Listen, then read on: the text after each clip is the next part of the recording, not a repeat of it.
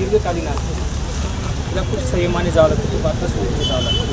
परंतु आज अशी परिस्थिती, आज आपल्याला कधी श्वास जर घ्यायचा असेल, आपण म्हणतो की बा त्याला काही दुसरा पर्याय शोधू, दुसरा पर्याय असू शकत नाही. लोकशाही मार्गाने जर आपण आंदोलन केले, त्याचे नाक दाबल्याशिवाय यांचं तोंड उघडणार नाही.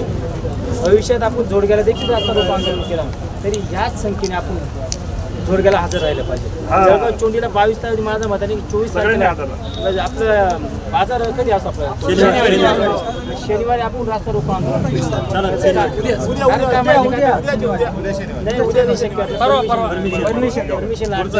पुढच्या शनिवारी आपण गावागाव जागृती जनजागृती करून सगळ्यांना हात जोडून थेट करा, पण थेट करू. लक्षात धरा, हे जे जाणून बुजून लोकांमध्ये अफवा केल्या जाते की तुम्हाला चेक पडत, अरे 8 लाख रुपये 8 लाख रुपये काय होणार, 8 लाख तुम्ही काय होणार, तुम्हाला 200 स्क्वेअर फूट प्लॉट घ्यावणार आहे, तुम्हाला साधी तुम्ही 1 गुंठा तुम्ही जमीन घ्यावणार नाही. जर आपण हा प्रकल्प रद्द केला, जसं काकांनी सांगाल कॅरिडॉल प्रकल्पही राहणार, त्याला तुम्ही कमसे कम 3 कोटी रुपये एकंदरीत